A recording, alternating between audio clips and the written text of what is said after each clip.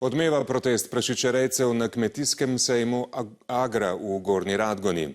Kmetje so zasedli stojnico kmetijskega ministrstva, predstavniki ministrstva so nato prostor zapustili, kasneje so ga tudi protestniki. Se je pa po protestu zgodil incident. Varnostniki sejma so enega izmed kmetov poškodovali. Razlog, zakaj smo zapustili prostor, zato ker v situaciji, kot je bila, smo se počutili neprijetno. Preveč ljudi je bilo, preveč se je dogajalo, bila je tudi neprimerna komunikacija in jaz dialoga med ministrstvom in našimi deležniki na tak način ne vidim. O tem protestu nismo bili seznanjeni. Če bi bili seznanjeni, bi ga poskušali preprečiti.